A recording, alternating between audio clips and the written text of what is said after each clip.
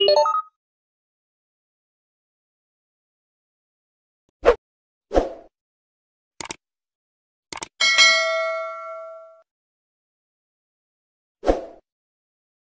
assalamualaikum warahmatullahi wabarakatuh. Kembali lagi di RK Sejarah. Nah, kali ini kita akan melanjutkan pembahasan kita tentang kerajaan maritim Islam di Indonesia. Silahkan tonton video ini sampai selesai dan jangan lupa untuk berikan komentarmu pada kolom komentar yang ada di bawah ini. Langsung saja. Nah, pada bagian kedua kali ini kita akan membahas tentang bagaimana proses tumbuh dan berkembangnya kerajaan maritim Islam di Indonesia, terutama di daerah Pulau Jawa. Nah, bisa kita lihat di sini ada 3 kerajaan yang akan kita bahas terkait dengan kerajaan maritim Islam di Indonesia. Yang pertama adalah Kerajaan Demak yang berdiri sekitar abad ke-15, kemudian Kerajaan Mataram, dan yang ketiga adalah Kerajaan Banten. Baik, langsung saja. Yang pertama yaitu Kerajaan Demak.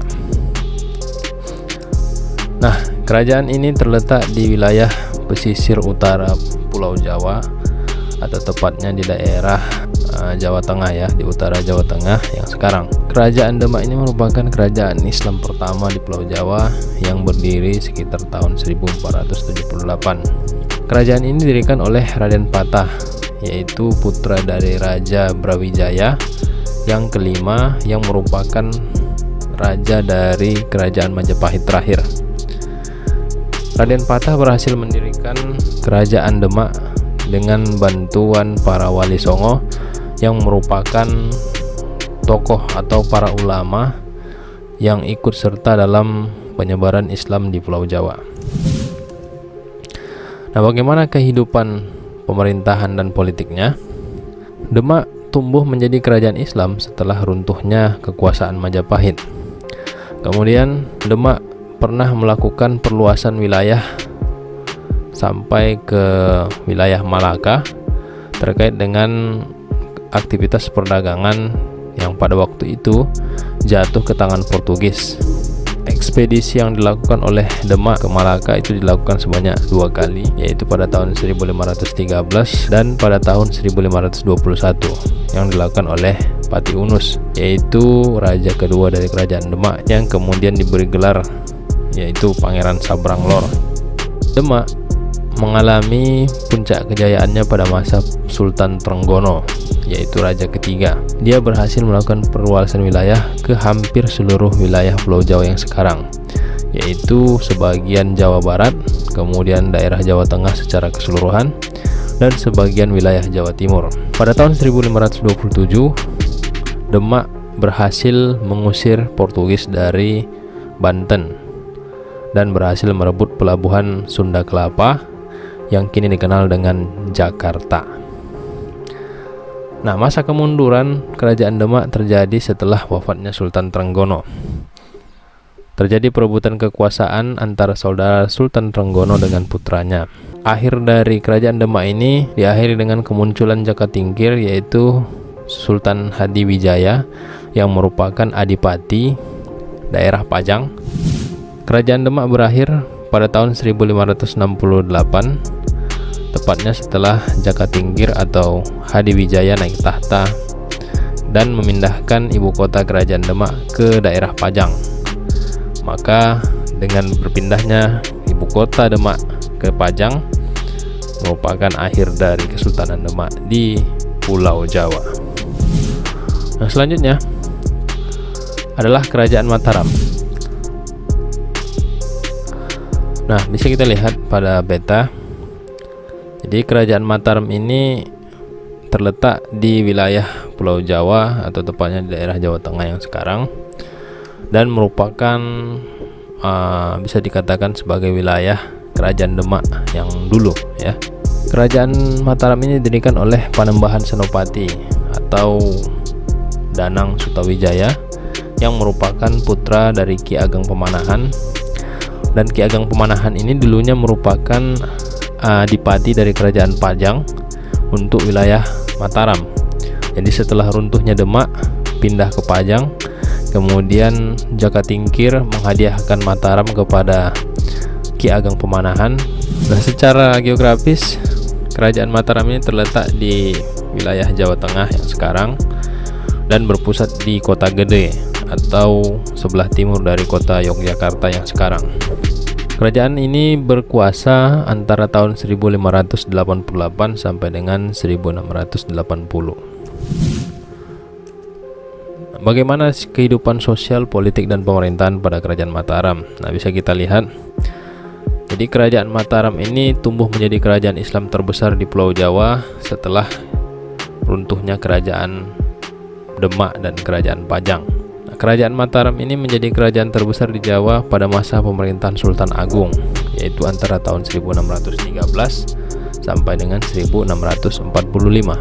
Akan tetapi dalam masa pemerintahannya, Kerajaan Mataram dihadapkan dengan VOC yang pada waktu itu sudah berkembang di Nusantara dan berhasil menguasai Batavia, yaitu Sunda Kelapa.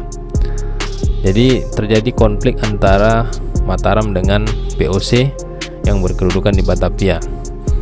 Sultan Agung kemudian melakukan penyerangan sebanyak 2 kali, yaitu antara tahun 1628 dan 1629. Mengapa kemudian Mataram ingin menguasai Batavia? Karena posisi Batavia yang pada waktu itu adalah merupakan pelabuhan yang sangat strategis, yang sangat mempengaruhi keberadaan Mataram yang berada di wilayah pedalaman pada waktu itu. Sementara pelabuhan-pelabuhan yang lain yang ada di wilayah pesisir utara itu mendapat gangguan dari kapal-kapal VOC, sehingga Sultan Agung kemudian memutuskan untuk melakukan penyerangan terhadap kedudukan VOC yang ada di Batavia.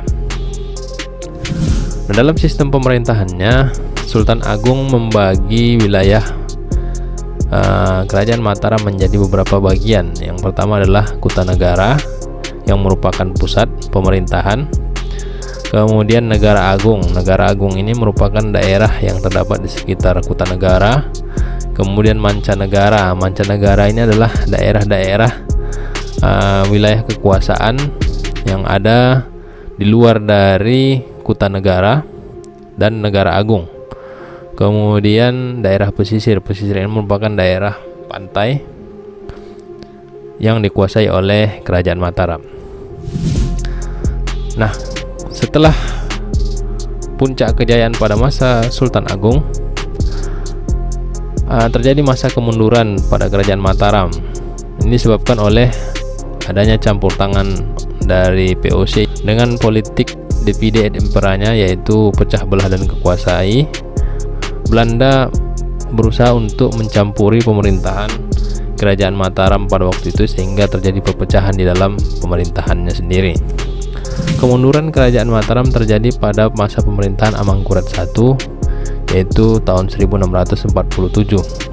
Hal ini disebabkan Amangkurat I sangat dekat dengan VOC. Berbeda dengan Sultan Agung yang non-kooperatif terhadap VOC, Amangkurat I lebih dekat dan menjalin hubungan perdagangan dan banyak mendapatkan masukan-masukan dari VOC dalam kebijakan pemerintahannya. Dan akhir dari Kerajaan Mataram terjadi pada masa pemerintahan Pakubuwana ketiga, yaitu pada tahun 1755 dengan perjanjian Giyanti yang membagi Mataram menjadi 2, yaitu Kesultanan Ngayogyakarta yang dipimpin oleh Hamengkubuwono dan Kasunanan Surakarta yang dipimpin oleh Pakubuwono. Nah, kehidupan ekonomi dan kebudayaan pada Kerajaan Mataram. Seperti yang kita ketahui bahwasanya Kerajaan Mataram terletak di daerah pedalaman Pulau Jawa. Hal ini menyebabkan sektor ekonomi kerajaan ini bertumbuh pada sektor pertanian dan perdagangan antar pulau atau maritim. Jadi walaupun mereka bertumpu pada sektor pertanian, tetapi kegiatan perdagangannya tetap terjadi, yang dapat kita lihat dari banyaknya pelabuhan-pelabuhan yang dimiliki oleh Kerajaan Mataram yang merupakan penghubung kegiatan perdagangan antar pulau. Nah, pelabuhan-pelabuhan tersebut terletak di sekitar pantai utara Jawa, seperti Pelabuhan Jepara, kemudian Kendal, dan Tegal. Nah, setiap pelabuhan itu ditanggung-jawabi oleh seorang tumenggung. Jadi tumenggung ini seperti seorang syah bandar bisa dikatakan. Dalam bidang kebudayaan, Mataram mewariskan banyak pengetahuan, terutama di bidang ilmu politik, sastra, filsafat, dan agama. Kemudian pada masa ini juga berkembang kebudayaan kejawian, yaitu perpaduan kebudayaan asli Jawa, Hindu, Buddha, dan Islam. Kebudayaan kejawian ini masih banyak terdapat pada masyarakat Jawa, terutama mereka yang tinggal di daerah perkampungan.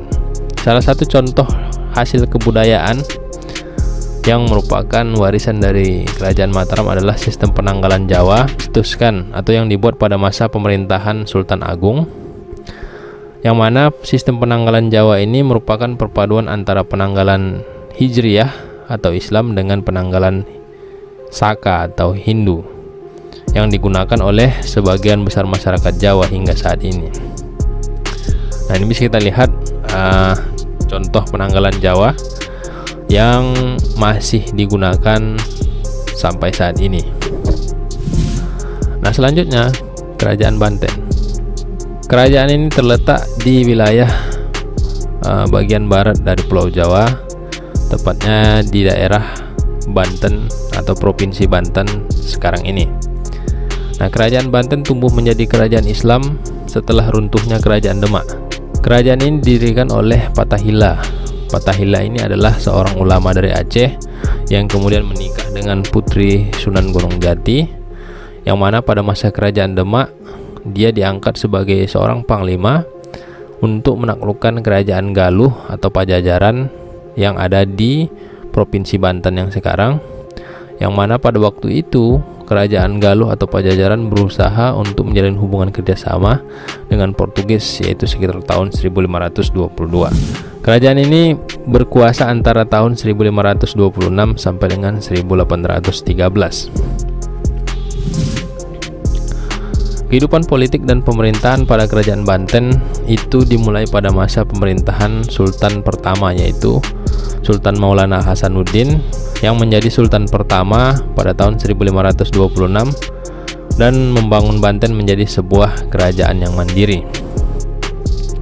Dalam bidang pemerintahan terdapat beberapa gelar yang diberikan kepada para pewaris tahta, yaitu antara lain Pangeran Ratu, Pangeran Adipati, Pangeran Gusti, dan Pangeran Anom.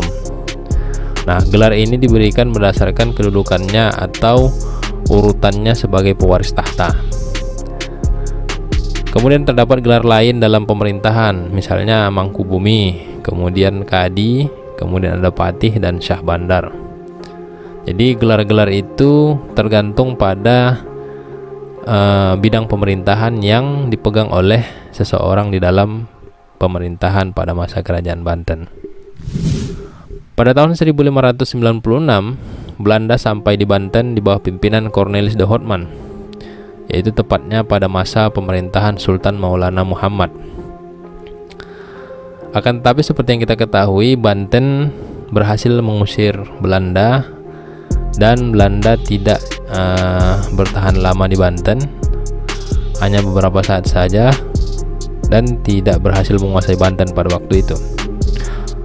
Puncak kejayaan Kerajaan Banten ini terjadi pada masa pemerintahan Sultan Ageng Tirtayasa, yaitu antara tahun 1651 sampai dengan 1682, yang mana Banten berhasil meluaskan wilayah kekuasaannya sampai ke Sumatera, yaitu di daerah Lampung dan Bengkulu.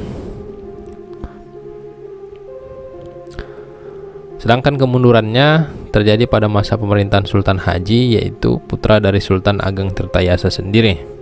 Pada tahun 1813, Raffles yang berhasil menguasai Jawa pada waktu itu setelah mengalahkan Belanda, kemudian menghapuskan Kesultanan Banten untuk selamanya dan mengambil alih seluruh wilayah Jawa. Kehidupan sosial, ekonomi, dan kebudayaan pada masyarakat Banten.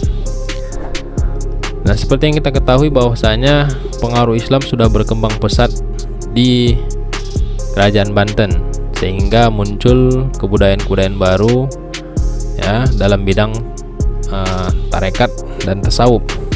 Selain itu terdapat golongan masyarakat, yaitu antara lain ada golongan ulama, kemudian ada pamong praja dan kaum jawara. Golongan ini adalah golongan di luar dari bangsawan dan rakyat biasa. Kemudian dalam kehidupan sosialnya, setiap permasalahan yang terjadi dalam kehidupan masyarakat itu diselesaikan melalui pengadilan agama yang dipimpin oleh seorang kadi. Selain itu, toleransi dalam kehidupan masyarakat juga tampak pada Kerajaan Banten, karena pada kerajaan ini terdapat kelompok-kelompok komunitas tertentu, misalnya kelompok Tionghoa, kemudian Arab, kemudian ada India juga, yang diberikan kebebasan, bahkan diberikan keleluasaan untuk mendirikan tempat peribadatannya. Dalam sektor ekonomi, Banten merupakan salah satu pelabuhan transit atau penghubung yang menghubungkan para pedagang rempah-rempah di seluruh Kepulauan Nusantara dengan para pedagang yang berasal dari luar Indonesia, misalnya pedagang dari Arab, kemudian Cina, kemudian India, juga pedagang-pedagang Eropa, sehingga menyebabkan posisi Banten pada waktu itu sangat strategis dan menjadi incaran bukan hanya dari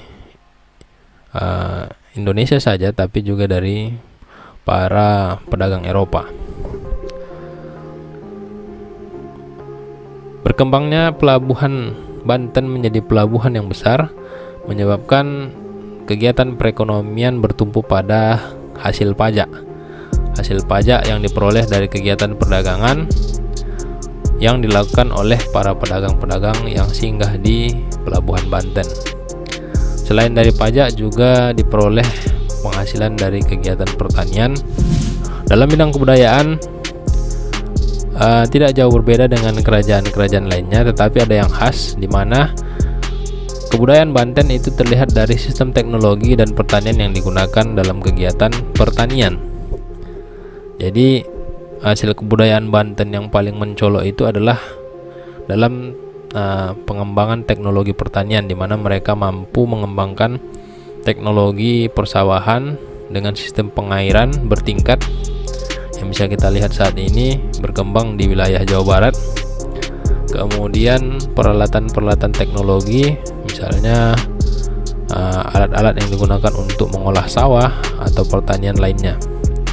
Juga peralatan-peralatan senjata yang sangat khas, contohnya adalah kujang ya, salah satu senjata khas dari Jawa Barat atau Sunda yang merupakan salah satu kebudayaan yang sangat berharga saat ini.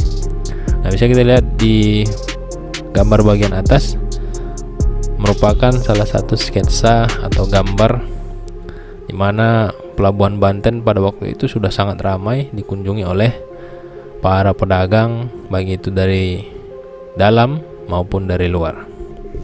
Nah, itulah tadi penjelasan tentang Kerajaan Maritim Islam di Indonesia bagian kedua, yaitu Pulau Jawa.